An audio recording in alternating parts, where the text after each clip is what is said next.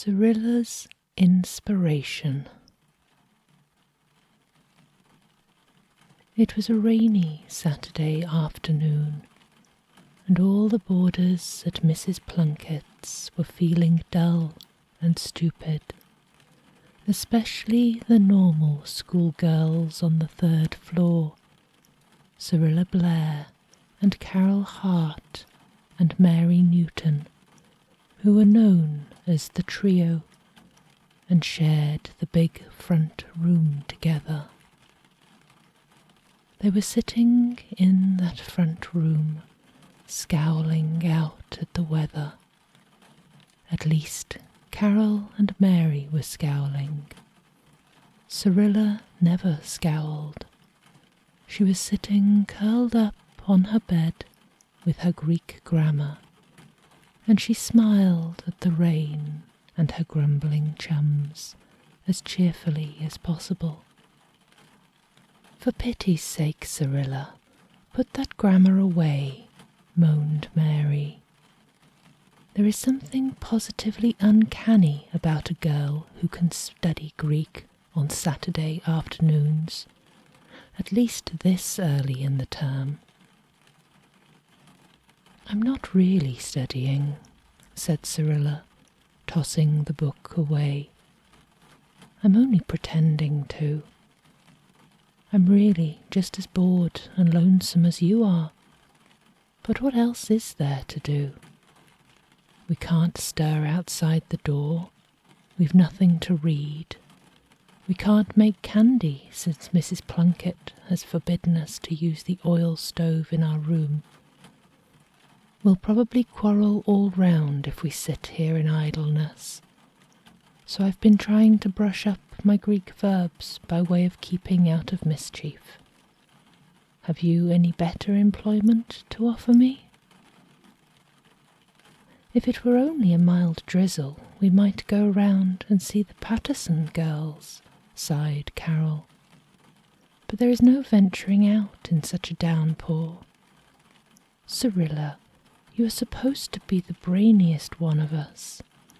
Prove your claim to such preeminence by thinking of some brand new amusement, especially suited to rainy afternoons. That will be putting your grey matter to better use than squandering it on Greek verbs out of study limits." "If only I had got a letter from home today," said Mary, who seemed determined to persist in gloom. "I wouldn't mind the weather. Letters are such cheery things, especially the letters my sister writes. They're so full of fun and nice little news. The reading of one cheers me up for the day." "Cyrilla Blair, what is the matter? You nearly frightened me to death." Cyrilla had bounded from her bed to the centre of the floor, waving her Greek grammar wildly in the air. "Girls, I have an inspiration," she exclaimed. "Good, let's hear it," said Carol. "Let's write letters, rainy day letters, to everyone in the house," said Cyrilla. "You may depend all the rest of the folks under Mrs. Plunkett's hospitable roof are feeling more or less blue and lonely too, as well as ourselves. Let's write them the jolliest, nicest letters we can compose, and get Nora Jane to take them to their rooms. There's that pale little sewing girl. I don't believe she ever gets letters from anybody. And Miss Marshall, I'm sure she doesn't. And poor old Mrs. Jones, whose only son died last month. And the new music teacher who came yesterday, a letter of welcome to her. And old Mr. Grant, yes, and Mrs. Plunkett too, thanking her for all her kindness to us. You knew she has been awfully nice to us, in spite of the oil stove usage. That's 6, 2 apiece. Let's do it, girls. Cyrilla's sudden enthusiasm for her plan infected the others. It's a nice idea, said Mary, brightening up. But who's to write to whom? I'm willing to take anybody but Miss Marshall. I couldn't write a line to her to save my life. She'd be horrified at anything funny or jokey, and our letters will have to be mainly nonsense. Nonsense of the best brand, to be sure, but still nonsense. Better leave Miss Marshall out, suggested Carol. You know she disapproves of us anyhow. She'll probably resent a letter of the sort, thinking we were trying to play some kind of joke on her. It would never do to leave her out, said Cyrilla decisively. Of course, she's a bit queer and unamiable, but girls, think of 30 years of boarding-house life, even the best of Plunketts. Wouldn't that sour anybody? You know it would. You'd be cranky and grumbly and disagreeable too, I dare say. I'm really sorry for Miss Marshall. She's had a hard life. Miss Plunkett told me all about her one day. I don't think we should mind her biting little speeches and sharp looks. And anyway, even if she is really as disagreeable as she sometimes seems to be, why, it must make it all the harder for her, don't you think? So she needs a letter most of all. I'll write to her, since it's my suggestion. We'll draw lots for the others. Besides Miss Marshall, the new music teacher fell to Cyrilla's share. Mary drew Mrs. Plunkett and the dressmaker, and Carol drew Mrs. Johnson and old Mr. Grant. For the next 2 hours the girls wrote busily, forgetting all about the rainy day, and enjoying their epistolary labours to the full. It was dusk when all the letters were finished. "Why, hasn't the afternoon gone quickly after all?" exclaimed Carol. "I just let my pen run on and jotted down any good working idea that came into my head. Cyrilla Blair, that big fat letter is never for Miss Marshall. What on earth did you find to write her?" "It wasn't so hard when I got fairly started," said Cyrilla, smiling. "Now, let's hunt up Nora Jane and send the letters around so that everyone can read his or hers before tea time. We should have a choice assortment of smiles at the table, instead of all those frowns and sighs we have at dinner." Miss Emily Marshall was at that moment sitting in her little back room, all alone in the dusk, with the rain splashing drearily against the window panes outside. Miss Marshall was feeling as lonely and dreary as she looked, and as she had often felt in her life of 60 years.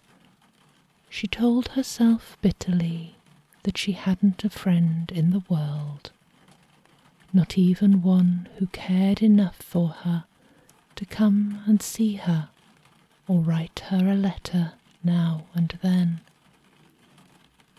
She thought her boarding-house acquaintances disliked her, and she resented their dislike, without admitting to herself that her ungracious ways were responsible for it. She smiled sourly when little ripples of laughter came faintly down the hall from the front room, where the trio were writing their letters and laughing over the fun they were putting into them. If they were old and lonesome and friendless, they wouldn't see much in life to laugh at, I guess, said Miss Marshall bitterly, drawing her shawl closer about her sharp shoulders. They never think of anything but themselves, and if a day passes that they don't have some fun, they think it's a fearful thing to put up with. I'm sick and tired of their giggling and whispering. In the midst of these amiable reflections, Miss Marshall heard a knock at her door. When she opened it, there stood Nora Jane, her broad red face beaming with smiles. "Please, miss, here's a letter for you," she said. "A letter for me?" Miss Marshall shut her door and stared at the fat envelope in amazement. Who could have written it? The postman only came in the morning. Was it a joke, perhaps, those giggling girls? Miss Marshall's face grew harder as she lighted a lamp and opened the letter suspiciously. "Dear Miss Marshall," it ran in Cyrilla's pretty girlish writing. "We girls are so lonesome and dull that we have decided to write rainy day letters to everybody in the house just to cheer ourselves up. So I'm going to write to you just a letter of friendly nonsense."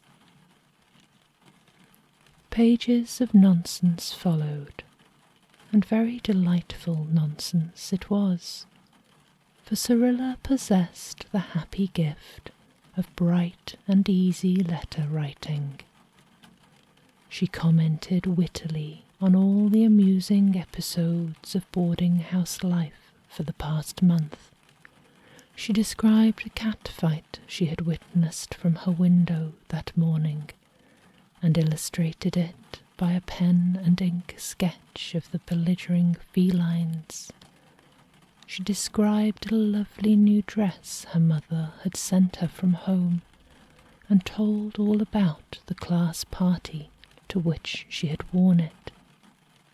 She gave an account of her vacation camping trip to the mountains, and passed on one page a number of small snapshots taken during the outing. She copied a joke she had read in the paper that morning, and discussed the serial story in the boarding-house magazine, which all the boarders were reading. She wrote out the directions for a new crochet tidy her sister had made. Miss Marshall had a mania for crocheting. And she finally wound up with, "All the goodwill and good wishes that Nora Jane will consent to carry from your friend, Cyrilla Blair."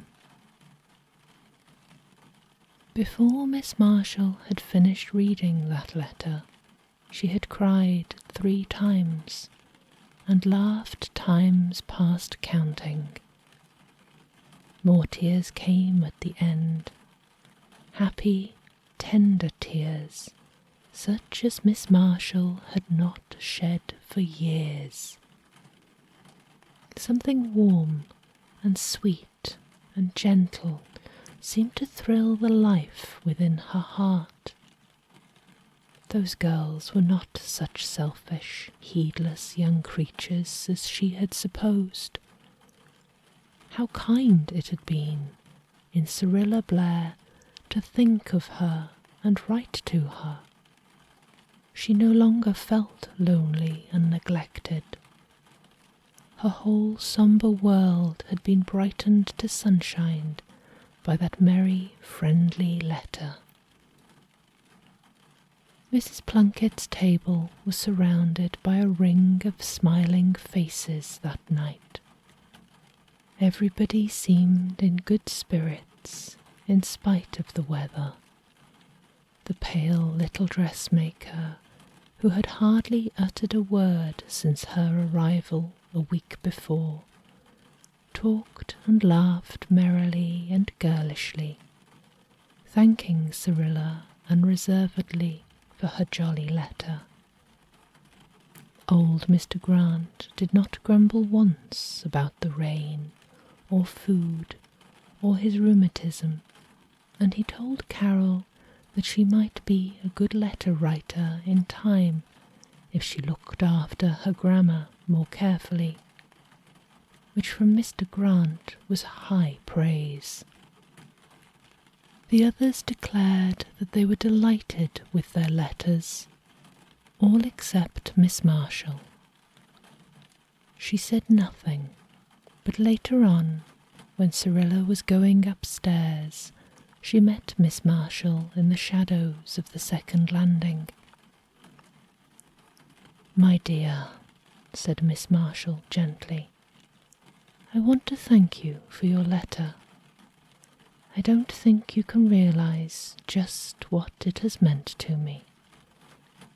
I was so lonely and tired and discouraged. It heartened me right up. I know you have thought me a cross and disagreeable person. I'm afraid I have been too. But I shall try to be less so in the future. If I can't succeed all at once, don't mind me, because under it all I shall always be your friend. And I mean to keep your letter and read it over every time I feel myself getting bitter and hard again." "Dear Miss Marshall, I'm so glad you liked it," said Cyrilla frankly. "We're all your friends and would be glad to be chummy with you. Only we thought perhaps we bothered you with our nonsense." "Come and see me sometimes," said Miss Marshall with a smile.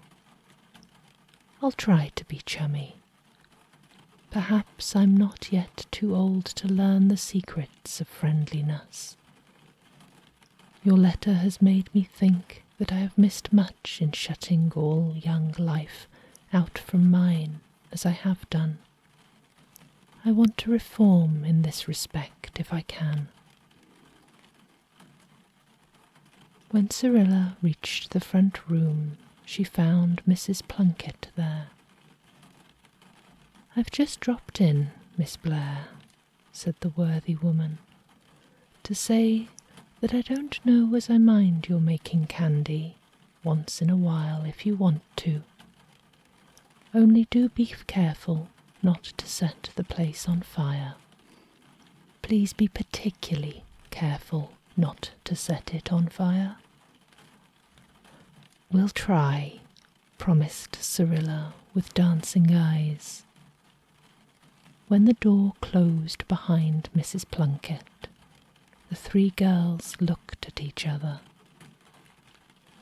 "Cyrilla, that idea of yours was really, truly inspirational," said Carol solemnly.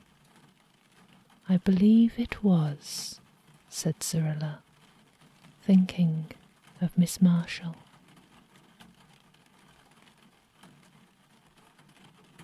The Prodigal Brother. Miss Hannah was cutting asters in her garden. It was a very small garden, for nothing would grow beyond the shelter of the little grey, low-eaved house, which alone kept the north-east winds from blighting everything with salt spray. But small as it was a miracle of blossoms and a marvel of neatness.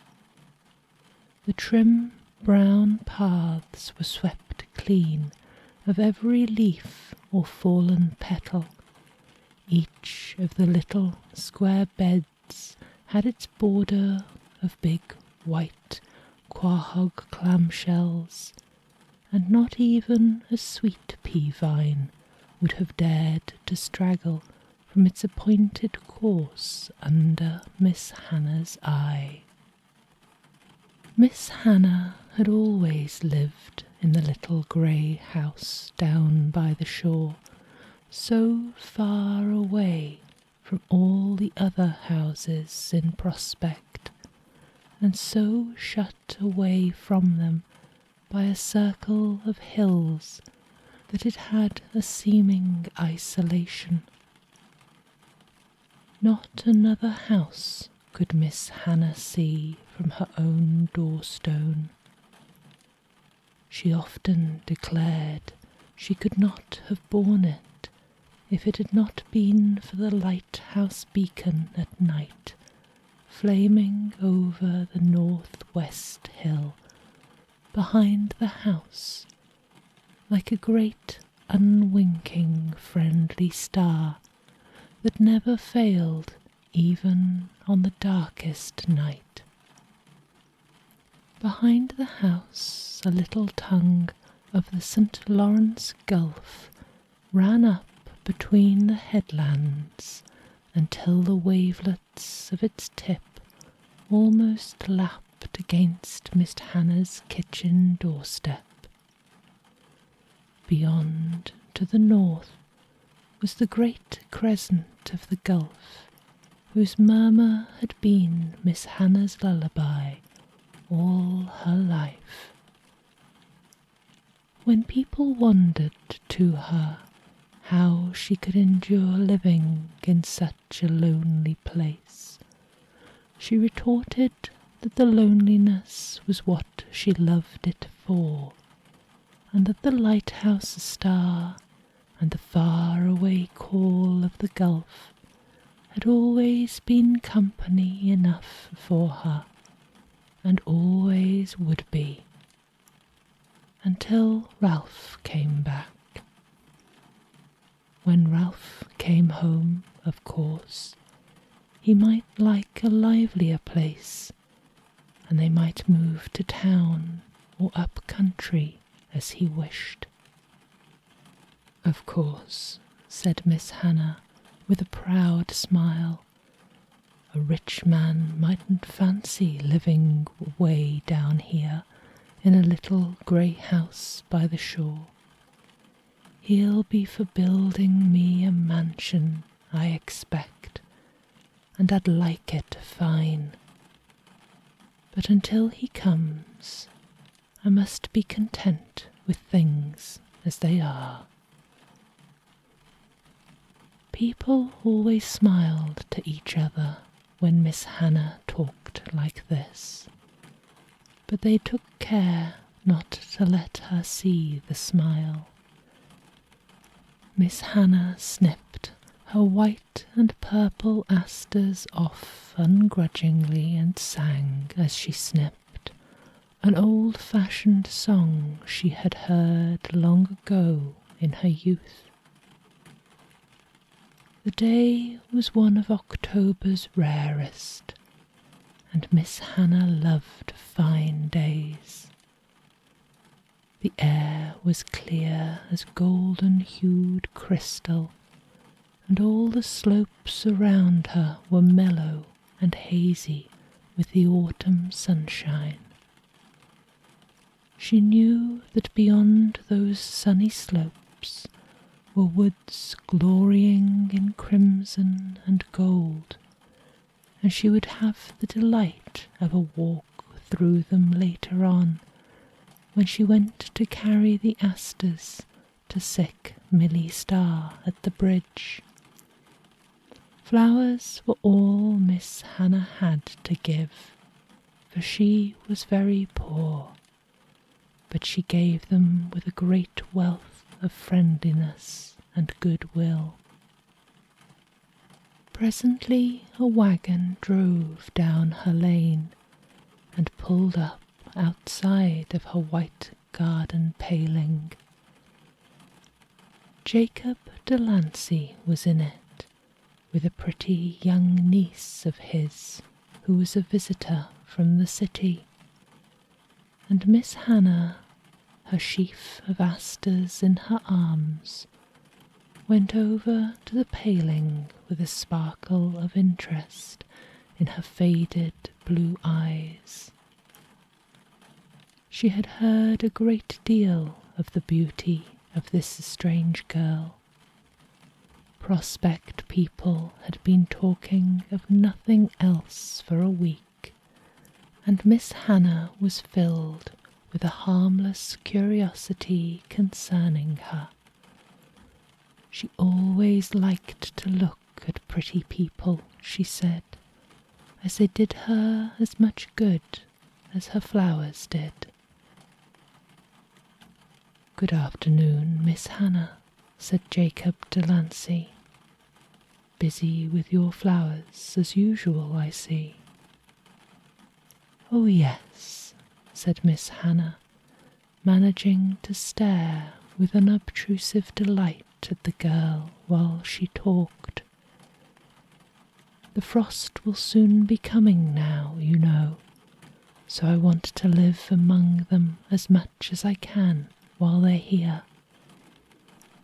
"That's right," assented Jacob, who made a profession of cordial agreement with everybody, and would have said the same words in the same tone had Miss Hannah announced a predilection for living in the cellar. "Well, Miss Hannah, it's flowers I'm after myself just now. We're having a bit of a party at our house tonight for the young folks, and my wife told me to call and ask you if you could let us have a few for decoration." "Of course," said Miss Hannah.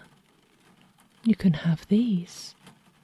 I meant them for Milly, but I can cut the west bed for her."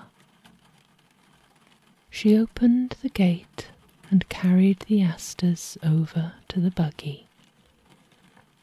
Miss Delancey took them with a smile that made Miss Hannah remember the date forever. "Lovely day," commented Jacob genially. "Yes," said Miss Hannah dreamily. "It reminds me of the day Ralph went away 20 years ago. It doesn't seem so long. Don't you think he'll be coming back soon, Jacob?" "Oh, I'm sure," said Jacob, who thought the very opposite. "I have a feeling that he's coming very soon," said Miss Hannah brightly. "It will be a great day for me, won't it, Jacob? I've been poor all my life, but when Ralph comes back, everything will be so different. I have a feeling that he's coming very soon," said Miss Hannah brightly. "It will be a great day for me, won't it, Jacob? I've been poor all my life, but when Ralph comes back, everything will be so different. He will be a rich man, and he will give me everything I've always wanted. He said he would. A fine house and a carriage and a silk dress. Oh, and we will travel and see the world. You don't know how I look forward to it all. I've got it all planned out, all I'm going to do and have, and I believe he will be here very soon. A man ought to be able to make a fortune in 20 years, don't you think, Jacob?" "Oh, sure," said Jacob, but he said it a little uncomfortably. He did not like the job of throwing cold water, but it seemed to him that he ought to not encourage Miss Hannah's hopes. "Of course, you shouldn't think too much about it, Miss Hannah. He mightn't ever come back, or he might be poor." "How can you say such things, Jacob?" interrupted Miss Hannah indignantly, with a little crimson spot flaming out in each of her pale cheeks. "You know quite well he will come back. I am as sure of it as that I'm standing here. And he will be rich too. People are always trying to hint, just as you've done to me. But I don't mind them. I know." She turned and went back into her garden with her head held high. But her sudden anger floated away with a whiff of sweet pea perfume that struck her in the face. She waved her hand in farewell to her callers and watched the buggy down the lane with a smile. "Of course Jacob doesn't know, and I shouldn't have snapped him up so quick. It'll be my turn to crow when Ralph does come. But isn't that girl pretty? I feel as if I'd been looking at some lovely picture. It just makes a good day of this. Something pleasant happens to me most every day, and that girl is today's pleasant things. I just feel real happy and thankful that there are such beautiful creatures in the world, and we can look on them. Well, of all the queer delusions," Jacob Delancey was ejaculating as he and his niece drove down the lane. "What is it all about?" asked Miss Delancey curiously. "Well, it's this way, Dorothy. Long ago, Miss Hannah had a brother who ran away from home. It was before their father and mother died. Ralph Walworth was as wild a young scamp as ever was in prospect, and a spendthrift to the bargain. Nobody but Hannah had any use for him, and she just worshipped him. I must admit he was real fond of her too, but he and his father couldn't get on at all, so finally he ups and runs away. It was generally supposed he went to the mining country. He left a note for Hannah, bidding her good-bye and telling her that he was going to make his fortune and would come back to her a rich man. There's never been a word heard tell of him since, and in my opinion it's doubtful if he's still alive. But Miss Hannah, as you saw, is sure and certain he'll come back yet, with gold dropping out of his pockets. She's as sane as anyone every way else, but there's no doubt she's a little cracked on that point. If he never turns up, she'll go on hoping, quite happy to her death. But if he should turn up and be poor, as is 10 times likelier than anything else, I believe it'd most kill Miss Hannah. She's terrible proud for all she's so sweet, and you saw yourself how mad she got when I kind of hinted he mightn't be rich.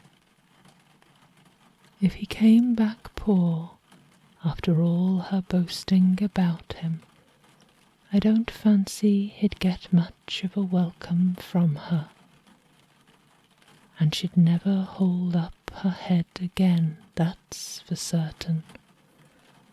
So it's to be hoped, say I, that Ralph Walworth never will turn up, unless he comes in a carriage and four, which is about as likely, in my opinion, as that he'll come in a pumpkin drawn by mice.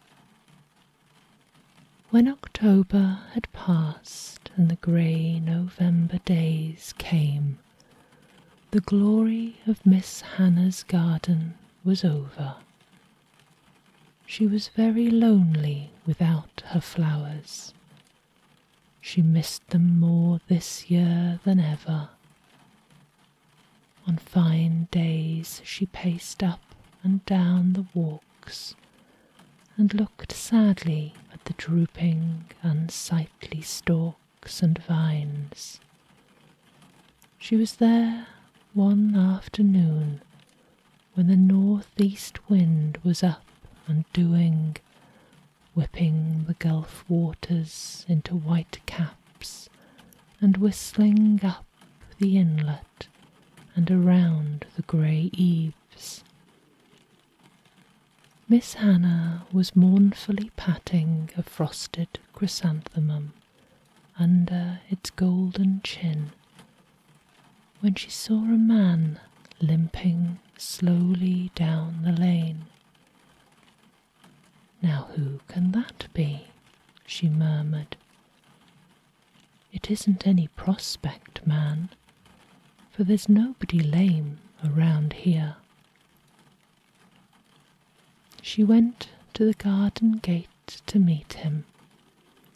He came haltingly up the slope and paused before her, gazing at her wistfully. He looked old and bent and broken, and his clothes were poor and worn. Who was he? Miss Hannah felt she ought to know him, and her memory went groping back amongst all her recollections. Yet she could think of nobody but her father, who had died 15 years before. "Don't you know me, Hannah?" said the man wistfully. "Have I changed so much as all that?" "Ralph!"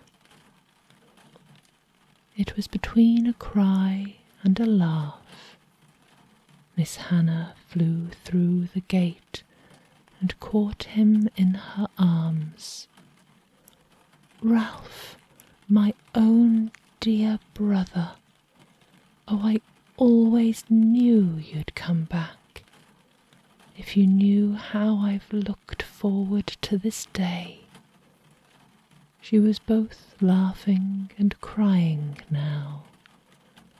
Her face shone with a soft gladness. Ralph Walworth shook his head sadly. "It's a poor wreck of a man I am come back to you, Hannah," he said.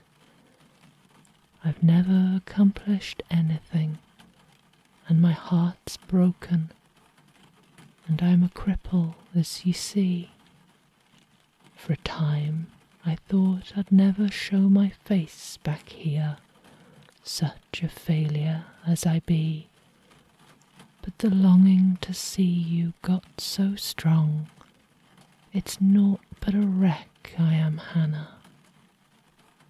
"You're my own dear brother," cried Hannah.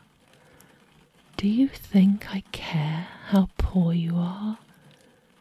And if your health is poor, I'm the one to nurse you up. Who else than your only sister, I'd like to know? Come right in, you're shivering in this wind. I'll make you a good hot currant drink. I knew them black currants didn't bear so plentiful for nothing last summer. Oh, this is a good day and no mistake. In 24 hours' time, everybody in Prospect knew that Ralph Walworth had come home, crippled and poor. Jacob Delancey shook his head as he drove away from the station, with Ralph's shabby little trunk standing on end in his buggy. The station master had asked him to take it down to Miss Hannah's, and Jacob did not fancy the errand. He was afraid Miss Hannah would be in a bad way, and he did not know what to say to her.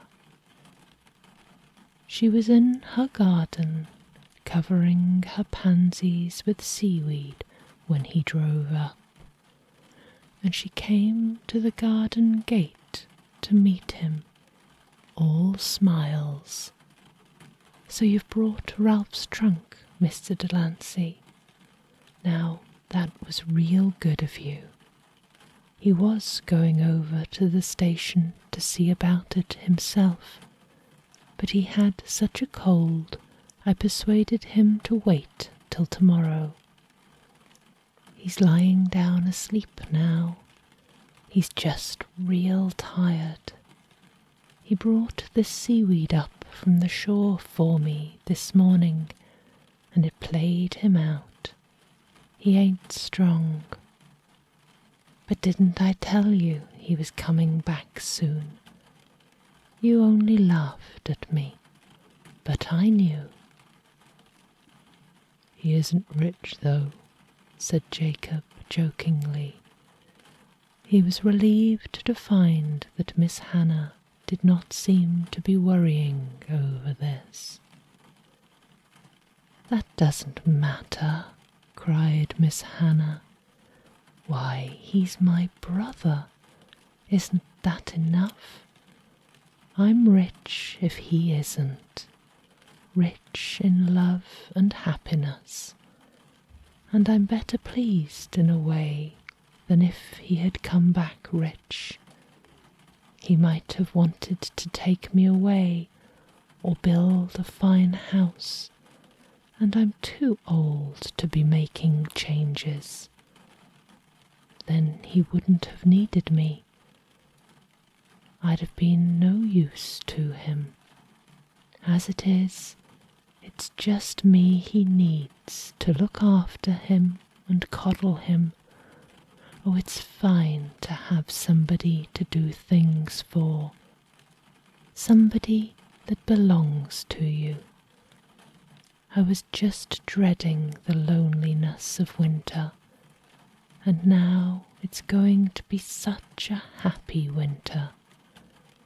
I declare, last night Ralph and I sat up till morning talking over everything.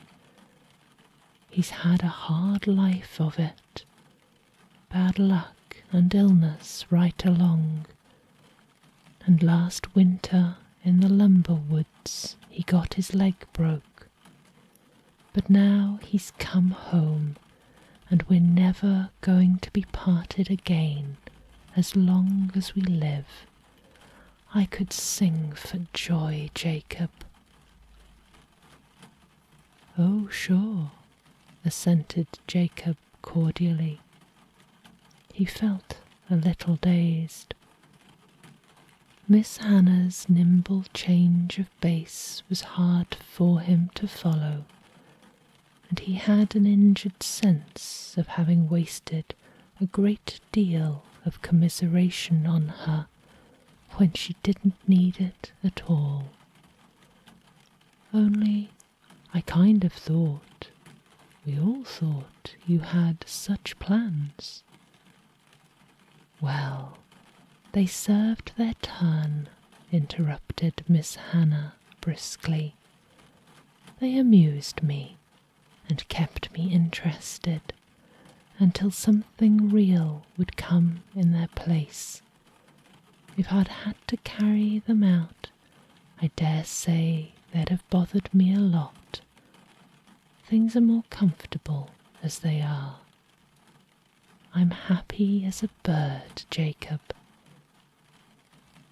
Oh, sure, said Jacob. He pondered the business deeply all the way back home, but could make nothing of it. But I ain't obliged to, he concluded sensibly. Miss Hannah's satisfied and happy, and it's nobody else's concern.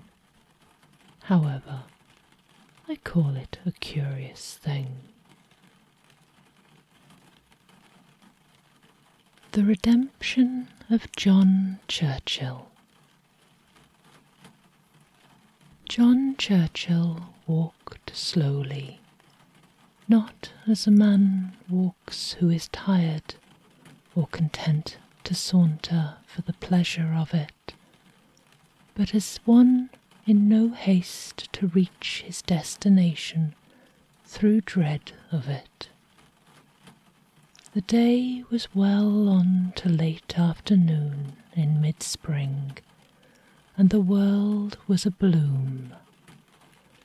Before him and behind him wound a road that ran like a red ribbon through fields of lush, clovery green. The orchards scattered along it were white and fragrant, giving off their incense to a merry south-west wind. Fence corner nooks were purple with patches of violet, or golden green with the curly heads of young ferns. The roadside was sprinkled over with the gold dust of dandelions and the pale stars of wild strawberry blossoms. It seemed a day through which a man could walk lightly and blithely, looking the world and his fellows frankly in the face, and opening his heart to let the springtime in. But John Churchill walked laggingly, with bent head. When he met other wayfarers or was passed by them, he did not lift his face, but only glanced up under his eyebrows with a furtive look that was replaced by a sort of shamed relief when they had passed on without recognizing him. Some of them he knew for friends of the old time. 10 years had not changed them as he had been changed. They had spent those 10 years in freedom and good repute under God's blue sky, in his glad air and sunshine. He, John Churchill, had spent them behind the walls of a prison. His close-clipped hair was grey, his figure encased in an ill-fitting suit of coarse cloth was stooped and shrunken.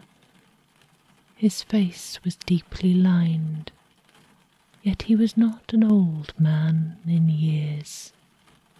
He was only 40.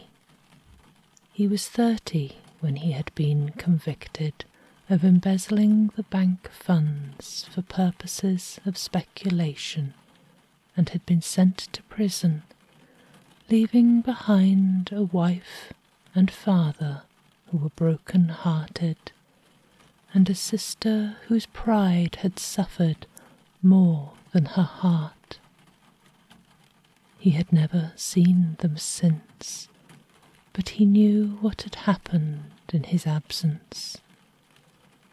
His wife had died 2 months later, leaving behind her a baby boy. His father had died within a year. He had killed them. He, John Churchill, who loved them, had killed them as surely as though his hands had struck them down in cold blood.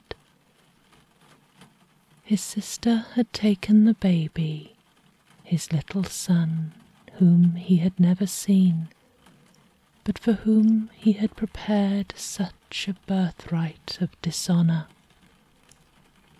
She had never forgiven her brother, and she never wrote to him. He knew that she would have brought the boy up either in ignorance of his father's crime or in utter detestation of it. When he came back to the world after his imprisonment, there was not a single friendly hand to clasp his and help him struggle up again. The best his friends had been able to do for him was to forget him. He was filled with bitterness and despair and a gnawing hatred of the world of brightness around him. He had no place in it. He was an ugly blot on it. He was a friendless, wifeless, homeless man who could not so much as look his fellow men in the face, who must henceforth consort with outcasts. In his extremity he hated God and man, burning with futile resentment against both. Only one feeling of tenderness yet remained in his heart. It centred around the thought of his little son. When he left the prison, he made up his mind what to do. He had a little money which his father had left him, enough to take him west. He would go there under a new name. There would be novelty and adventure to blot out the memories of the old years. He did not care what became of him, since there was no one else to care. He knew in his heart that his future career would probably lead him still further and further downward, but that did not matter. If there had been anybody to care, he might have thought it worthwhile to struggle back to respectability and trample his shame under feet that should henceforth walk only in the ways of honour and honesty. But there was nobody to care, so he would go to his own place. But first he must see little Joey, who must be quite a big boy now, nearly 10 years old. He would go home and see him just once, even although he dreaded meeting aversion in the child's eyes. Then, when he had bade him goodbye, and with him goodbye to all that remained to make for good in his desolate existence, he would go out of his life forever. "I'll go straight to the devil then," he said sullenly. "That's where I belong, a jailbird at whom everybody except other jailbirds looks askance. To think what I was once and what I am now, it's enough to drive a man mad. As for repenting, bah, who'd believe that I really repented? Who'd give me a second chance on the faith of it? Not a soul. Repentance won't block out the past.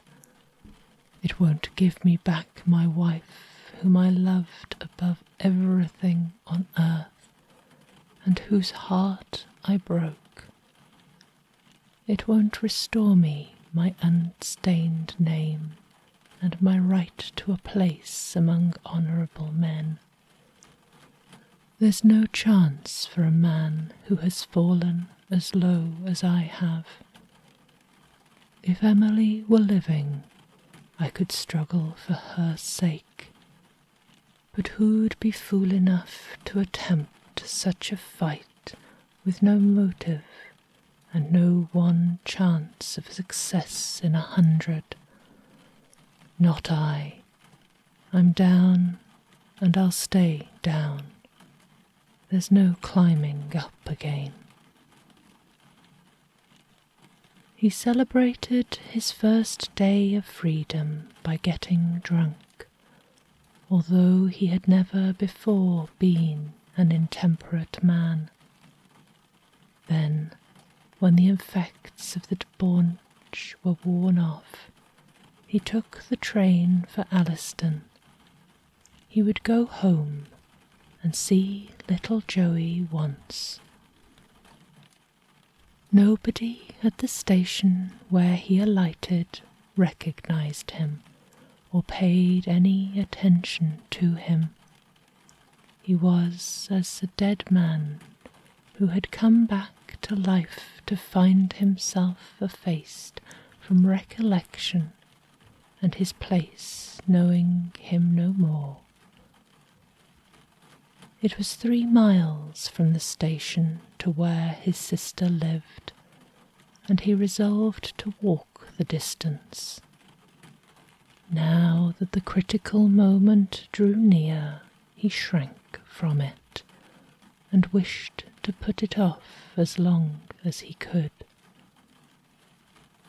When he reached his sister's home, he halted on the road and surveyed the place over its snug respectability of iron fence. His courage failed him at the thought of walking over that trim lawn and knocking at that closed front door. He would slip round by the back way.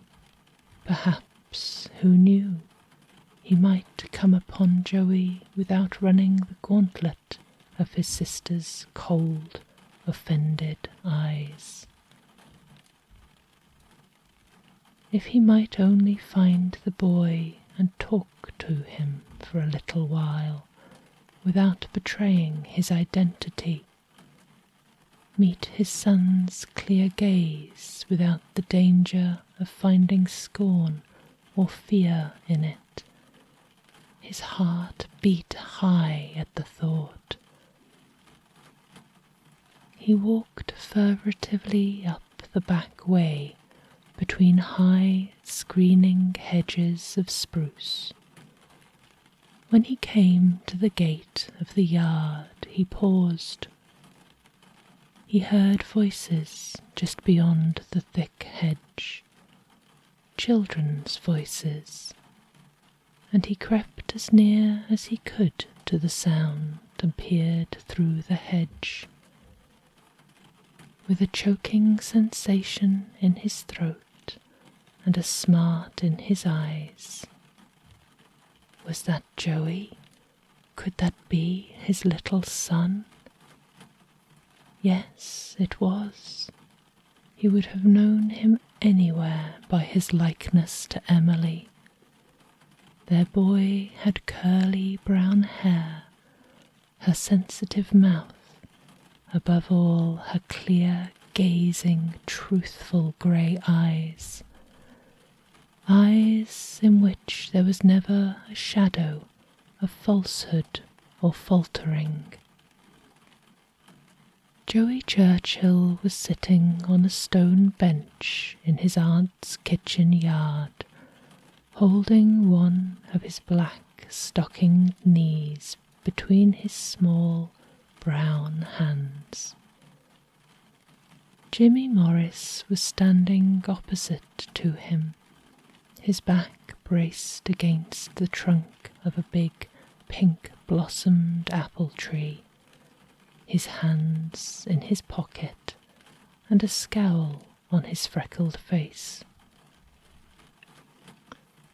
Jimmy lived next door to Joey, and as a rule they were very good friends.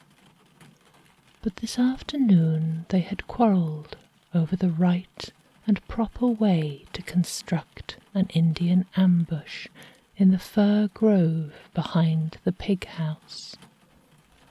The argument was long and warm, and finally culminated in personalities. Just as John Churchill dropped on one knee behind the hedge, the better to see Joey's face, Jimmy Morris said scornfully, "I don't care what you say. Nobody believes you. Your father is in the penitentiary." The taunt struck home as it always did. It was not the first time that Joey had been twitted with his father by his boyish companions, but never before by Jimmy. It always hurt him, and he had never before made any response to it. His face would flush crimson, his lips would quiver, and his big grey eyes darken miserably in the shadow that was on his life. He would turn away in silence. But that Jimmy, his best beloved chum, should say such a thing to him. Oh, it hurt terribly. There is nothing so merciless as a small boy. Jimmy saw his advantage and vindictively pursued it. "Your father stole money, that's what he did. You know he did. I'm pretty glad my father isn't a thief. Your father is. And when he gets out of prison, he'll go on stealing again. My father says he will. Nobody will have anything to do with him, my father says. His own sister won't have anything to do with him. So there, Joey Churchill." "There will be somebody have something to do with him," cried Joey hotly. He slid off the bench and faced Jimmy proudly and confidently. The unseen watcher on the other side of the hedge saw his face grow white and intense and set-lipped, as if it had been the face of a man. The grey eyes were alight with a steady, fearless glow. "I'll have something to do with him. He is my father, and I love him. I don't care what he did. I love him just as well as if he was the best man in the world. I love him better than if he was as good as your father, because he needs it more. I've always loved him, ever since I found out about him. I'd write to him and tell him so, if Aunt Beatrice would tell me where to send the letter. Aunt Beatrice won't ever talk about him, or let me talk about him, but I think about him all the time, and he's going to be a good man yet. Yes, he is, just as good as your father, Jimmy Morris. I'm going to make him good. I made up my mind years ago what I would do, and I'm going to do it. So there, Jimmy. I don't see what you can do, muttered Jimmy, already ashamed of what he had said, and wishing he had let Joey's father alone. I'll tell you what I can do. Joey was confronting all the world now, with his head thrown back,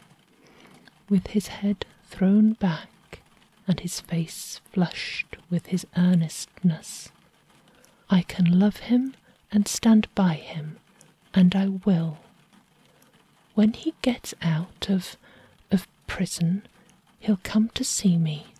I know he will, and I'm just going to hug him and kiss him and say, "Never mind, Father. I know you're sorry for what you've done, and you're never going to do it any more. You're going to be a good man, and I'm going to stand by you." Yes, sir, that's just what I'm going to say to him. I'm all the children he has, and there's nobody else to love him, because I know Aunt Beatrice doesn't. And I'm going with him wherever he goes. You can't, said Jimmy in a scared tone. Your Aunt Beatrice won't let you. Yes, she will. She'll have to. I belong to my father, and I think he'll be coming pretty soon, some way. I'm pretty sure the time must be most up. I wish he would come. I want to see him as much as can be, 'cause I know he'll need me, and I'll be proud of him yet, Jimmy Morris. Yes, I'll be just as proud as you are of your father. When I get bigger, nobody will call my father names. I can tell you. I'll fight them if they do. Yes, sir, I will. My father and I are going to stand by each other like bricks. Aunt Beatrice has lots of children of her own, and I don't believe she'll be a bit sorry when I go away. She's ashamed of my father 'cause he did a bad thing, but I'm not, no, sir. I'm going to love him so much that I'll make up to him for everything else. And you can just go home, Jimmy Morris. So there. Jimmy Morris went home, and when he had gone, Joey flung himself face down in the grass and fallen apple blossoms, and lay very still. On the other side of the spruce hedge knelt John Churchill with bowed head. The tears were running freely down his face, but there was a new, tender light in his eyes. The bitterness and despair had fallen out of his heart, leaving a great peace and a dawning hope in their place. Bless that loyal little soul. There was something to live for after all. There was a motive to make the struggle worthwhile. He must justify his son's faith in him. He must strive to make himself worthy of this sweet, pure, unselfish love that was offered to him, as a divine draught is offered to the parched lips of a man perishing from thirst. Aye, and God helping him, he would redeem the past. He would go west, but under his own name. His little son should go with him. He would work hard. He would pay back the money he had embezzled, as much of it as he could, if it took the rest of his life to do so. For his boy's sake he must cleanse his name from the dishonour which he had brought on it. Oh, thank God there was somebody to care, somebody to love him, somebody to believe him when he said, humbly, I repent. Under his breath he said, looking heavenward, God be merciful to me, a sinner. Then he stood up erectly, went through the gate and over the grass to the motionless little figure with its face buried in its arms.